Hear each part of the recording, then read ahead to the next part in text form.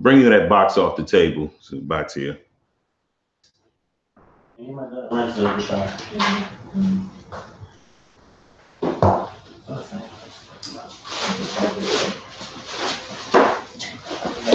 Just the box.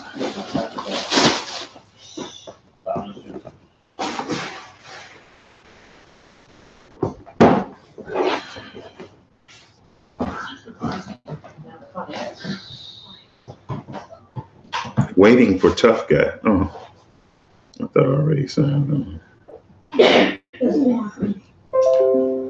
Huh? Okay.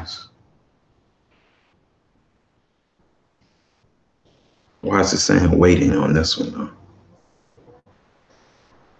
Oh, because I'm on the wrong one.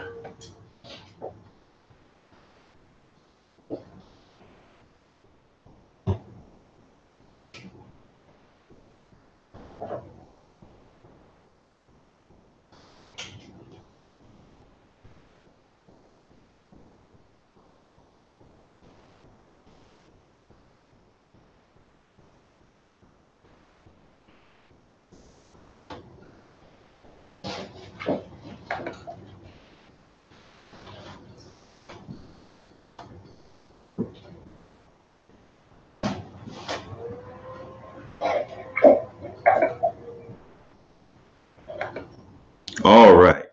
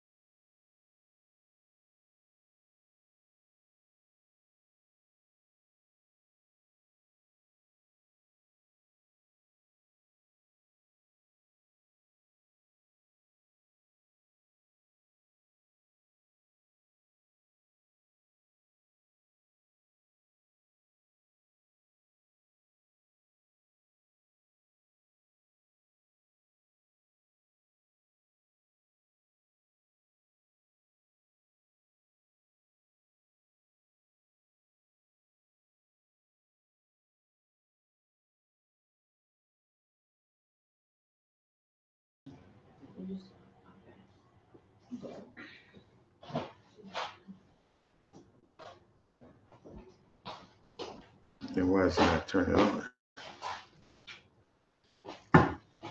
Okay, let's see. I thought I could turn it on.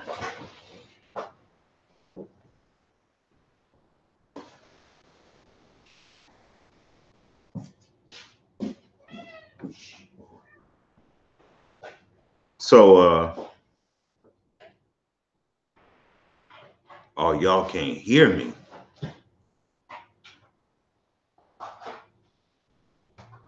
Is that? I can hear.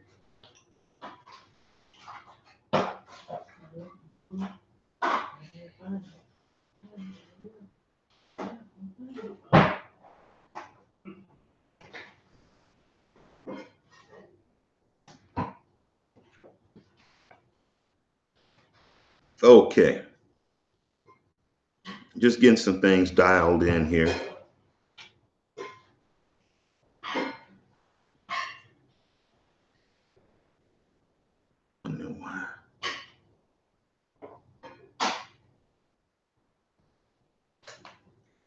Don't have any video. But anyway, let's get right into it. Keeping. I entitled this night's conversation, what's going on, P. Holmes? Keeping, rehearsing, restoring.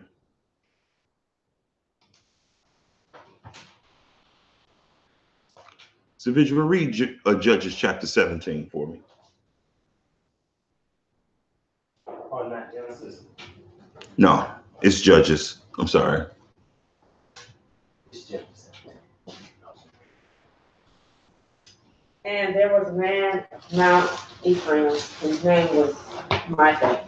He said unto his mother, the 1,100 shekels of silver that were taken from me, about which thou cursed and spakest also of mine ears, behold, silver is with me, I took it.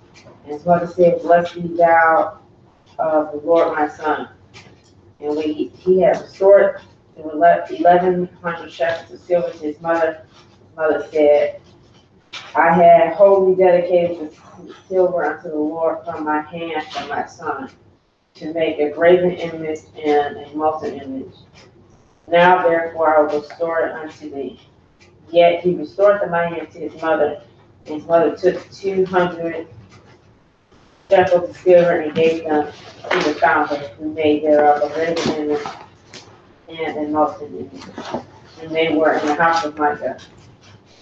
And the man Micah had a house of gods and made an ephod and teraphim and consecrated one of his sons, who became his priest. In those days there was no king in Israel, but every man did that which was right in his own eyes. And there was a young man out of Bethlehem of Judah, of the family of Judah, who was a Levite, and he sojourned there. And the man departed out of the city of Bethlehem, Judah, to sojourn when he could find a place. And he came to Mount Ephraim, to the house of Micah, as he journeyed. And Micah said unto him, whence comest thou? And he said unto him, I am a Levite of Bethlehem, Judah, and I go to sojourn where I may find a place. And Micah said unto him, go with me and be unto me a father and a priest, and I will give thee 10 shekels of silver by the year, and a suit of apparel, and thy victuals. So the Levite went in. The Levite was content to dwell with the man, and the young man was unto him as one of his sons. And Micah consecrated the Levite, and the young man became his priest and was in the house of Micah. And Micah said, Now I know that the Lord will do me good, seeing I have a Levite in my priest. That's the whole chapter. Okay. So I'm going to read this over because I don't know if something is going on with my hearing or what. That's possible. Or maybe I wasn't paying attention. I'm going to read this over. And there was a man of Mount Ephraim, whose name was Micah. And he said unto his mother, the 1,100 shekels of silver that were taken from thee, about which thou cursest, and spaketh of also in mine ears, behold, the silver is with me.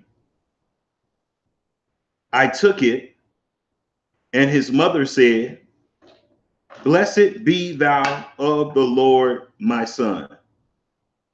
And when he had restored the 1,100 shekels of silver to his mother said, I had wholly dedicated the silver unto the Lord for my hand,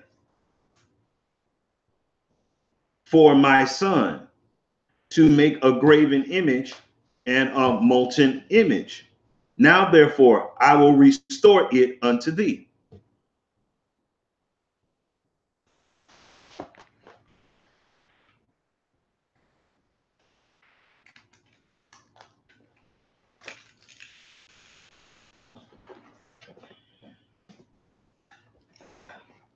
I will restore it unto thee. Yet he restored the money unto his mother, and his mother took 200 shekels of silver and gave them to the founder, who made thereof a graven image and a molten image. And they were in the house of Micah. And the man Micah had a house of gods and made an ephod and teraphim and consecrated one of his sons, who became his priest. In those days, there was no king in Israel, but every man did what was right in his own eyes. Now, what my focal point of this Judges chapter 17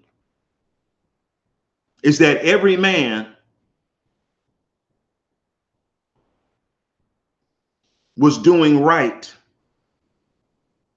what he thought was right in his own eyes. Why?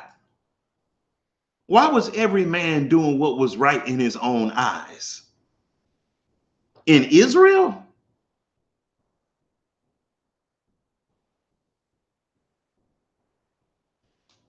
What kind of societal erode had to happen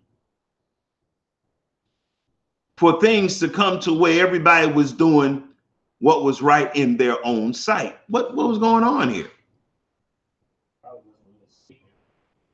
Okay, that's good. Because not having a king don't really got nothing to do with that. Because they weren't even supposed to have a king originally anyway. Okay. Well, yeah, but the Most High did give him a king. Yeah, eventually. I would say like, you know. Sure. So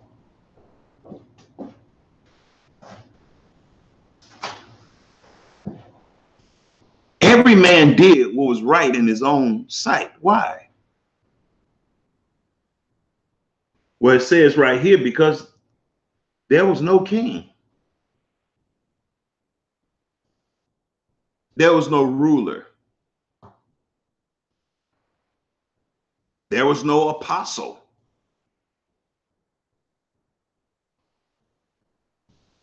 There was no administrative prophet. So guess what? Everybody was doing what was right in their own sight. Now, this doesn't mean that there were no prophets, but there was no prophet to lead the whole nation. You know what I'm saying? Like a Moses, a Joshua, a Gideon. You didn't have that. A David. You didn't have that. I'm sure you had prophets.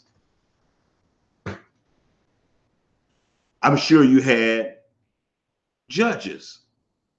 I mean, we're reading the book of Judges where it is written that every man did what was right in his own sight.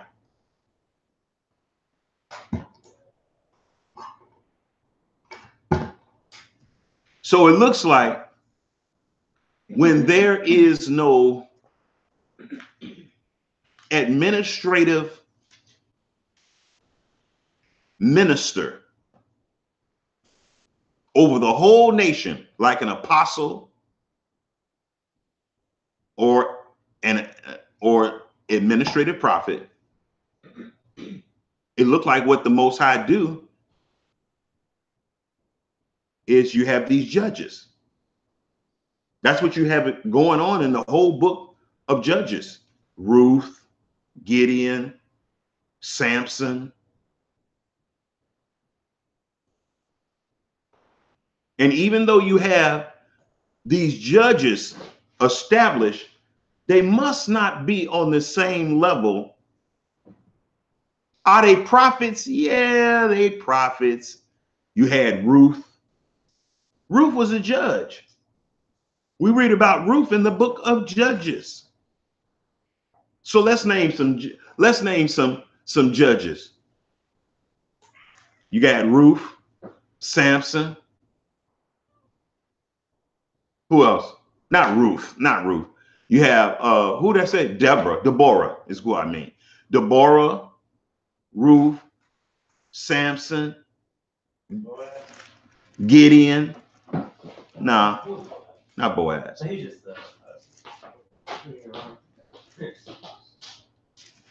And so these are the type of judges that you have.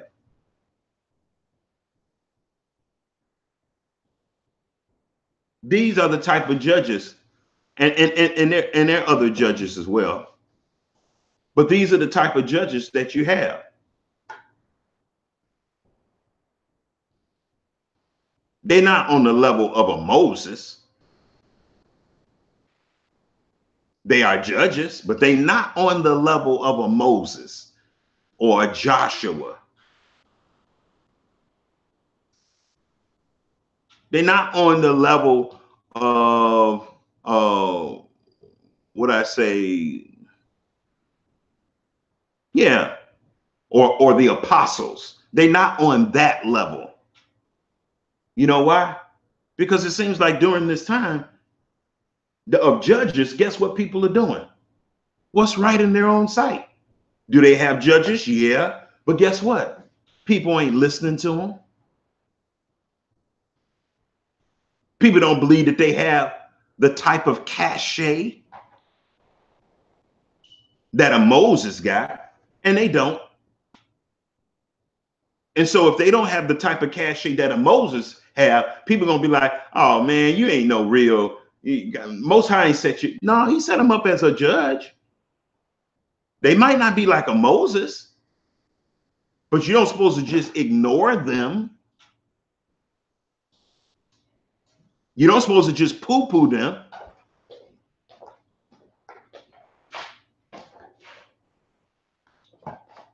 So, and I think this subject is important because as the Sabbath was drawing out, it's where I'm at right now. It's the Sabbath. As the Sabbath was drawing nigh, and we're in the Passover season, in the Hebrew calendar, the new year.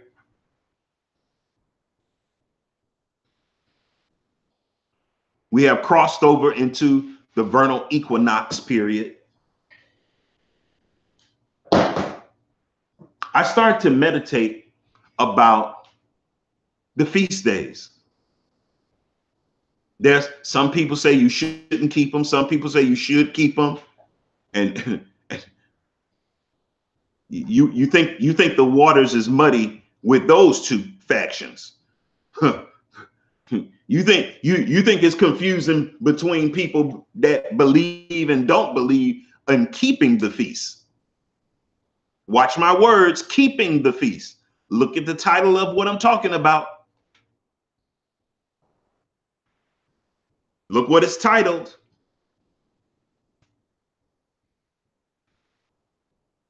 Keeping, rehearsing, and restoring. Keeping, rehearsing, and restoring. There's a big fight on whether or not you should keep the feast or not keep the feast. And I can understand why. Because there is no king in Israel. And nobody can dispute there is no king, y'all. We'll have a 5-hour debate on Debate Talk for You on whether or not there is a king for our nation now while we're in captivity. Nobody, there's no debate on that. You don't, please, don't even post no scriptures. We should know this without scriptures.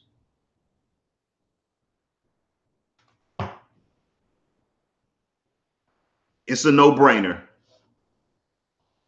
because our people love to argue.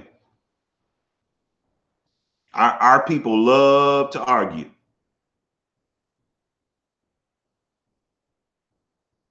So our people, they debate on whether or not to keep the feast. Now, pay attention to what the argument is about. Whether or not to keep the feast. Keep, K-E-E-E-P. K-E-E-P.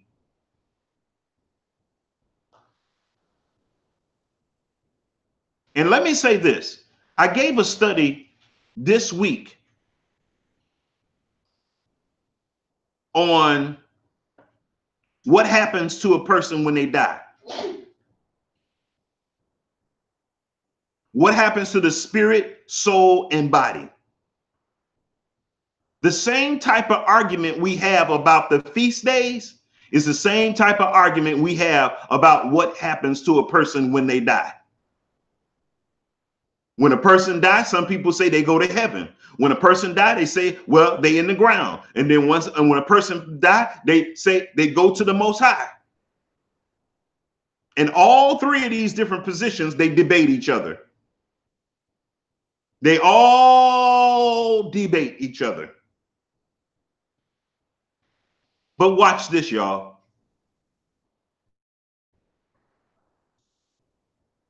Are we supposed to be keeping the feast right now? Or are we supposed to be rehearsing the feast right now? Or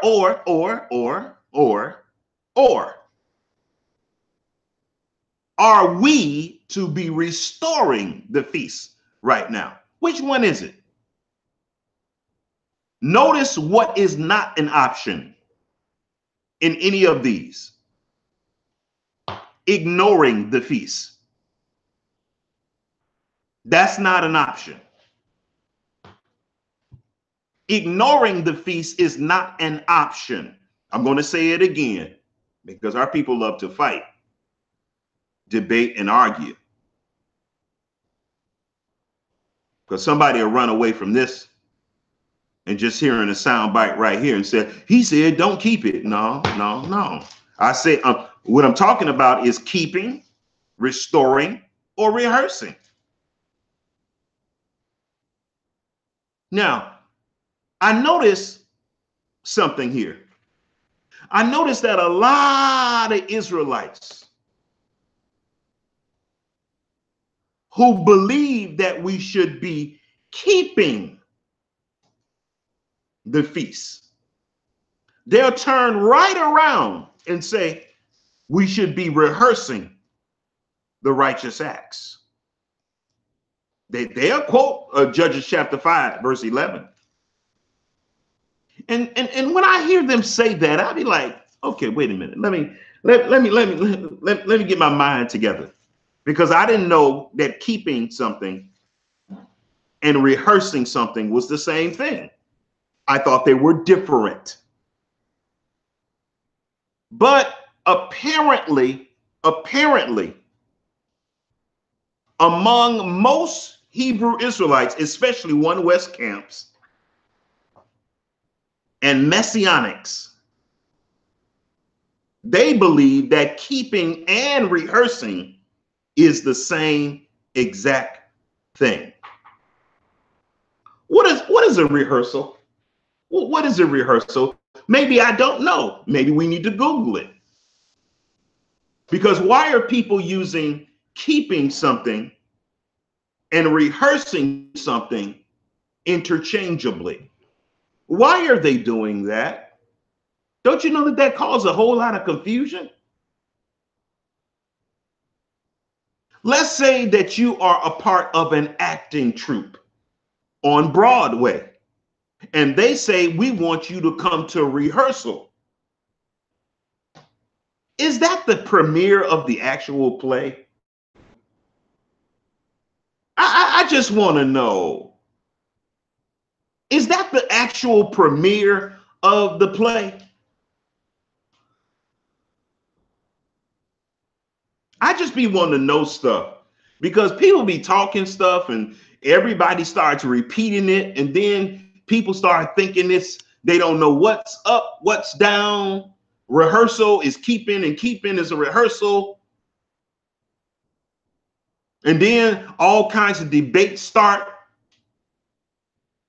where people start saying, well, the only place you can keep it is in Jerusalem. And guess what? That's actually true. The only place you can keep it is in Jerusalem.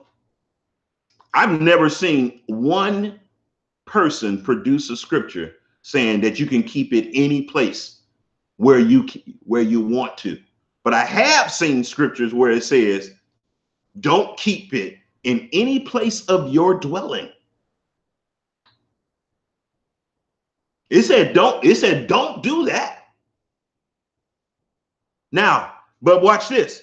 Can you rehearse it in any place of your dwelling? Hello? Hello? Can you rehearse it in any place of your dwelling? Is there a prohibition on rehearsing it? No, I've never, I want to tell you something. I've never seen one single scripture that says you cannot rehearse the feast days in any place of your dwellings. I've never seen that. If everybody's like rehearsing, don't it like eventually become basically? It's not supposed to. I'm not talking about what's supposed to. I'm talking about when they eventually, if everybody's rehearsing in the nation, wherever they're at, and doesn't that eventually start veering off into you're keeping it? If you what difference are you doing between your rehearsal and keeping it, other than being in Israel? Oh, this is a good question my son is asking.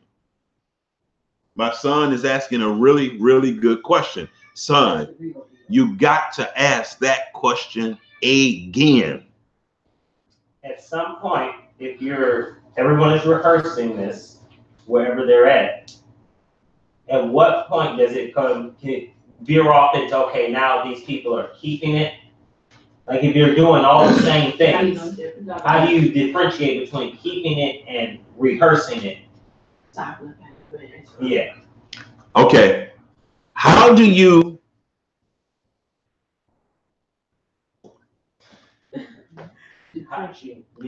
differentiate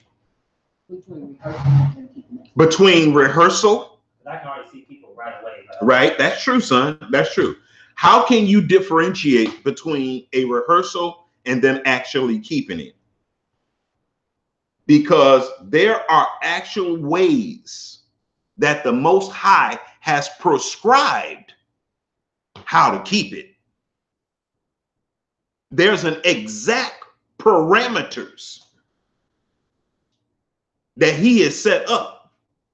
There's only one way to play baseball. Now, when you go to baseball practice, and let's say you go to baseball practice for 3 years straight,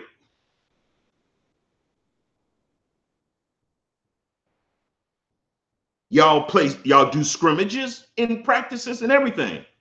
How do you know the difference between a practice baseball game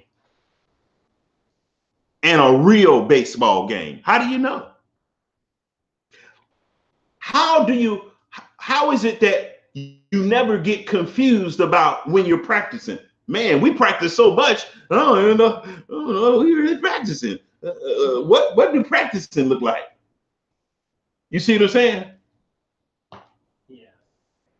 But that's a more because when thing with like a religious ordinance, it's not really. Well, let's keep it simple. Let's don't muddy the waters. Let's keep it simple. When you drive past the park to go to work, and those little peewee kids will be out there playing, they be practicing.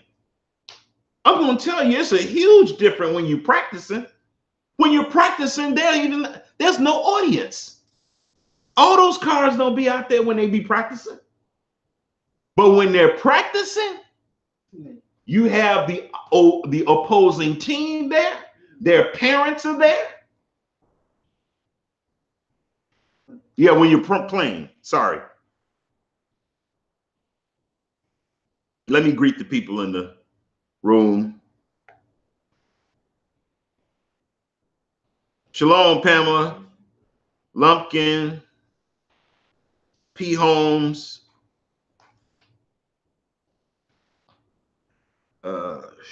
Help me out. No. Shekinah.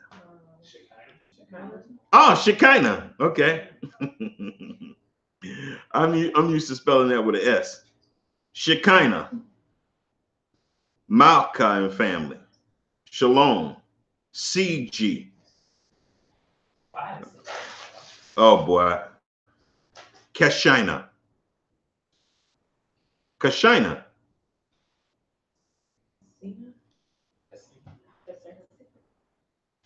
No, it's Kashina or Casina, Chasina, Chasina. Okay. Yeah, I know it's you. I know it's you, Kenya. But I just want to greet everybody. And Hadassah. Did I hear Hadassah? Shalom. And family. May the Most High bless you all. Cash, Sheena. Okay. Sina. Forgive me for my illiteracy.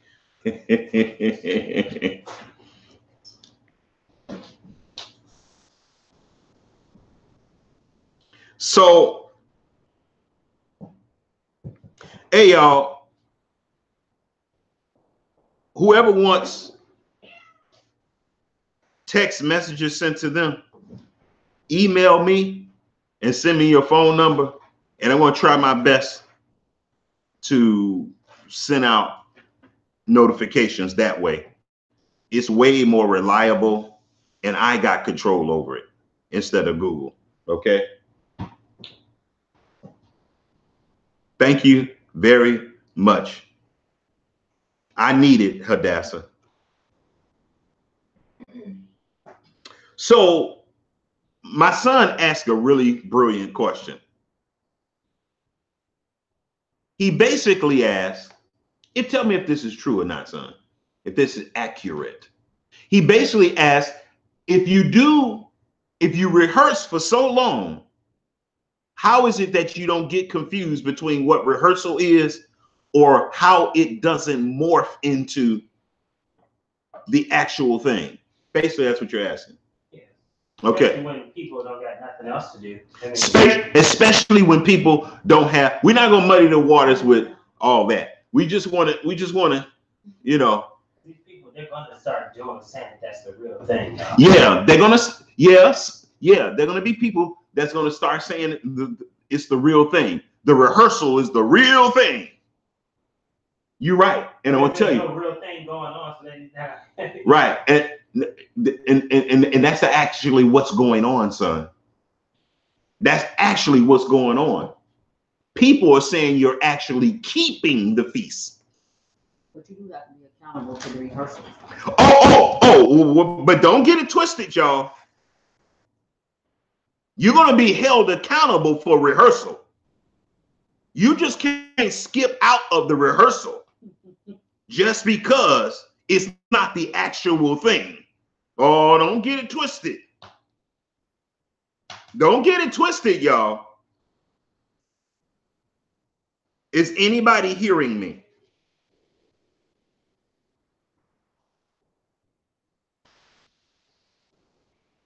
You think you're gonna get out of it because, oh well, it's just a rehearsal. So yeah, I'm gonna go to Walmart.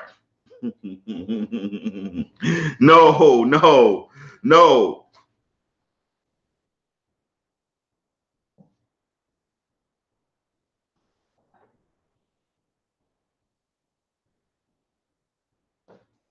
Exactly.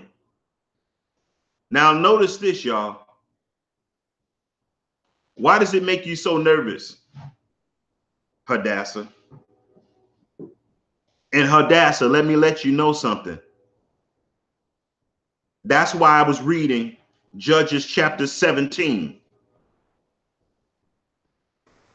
right before you came in, verse 6. By the way, show and tell. Oh, you can't see it right now because something's happening with my camera.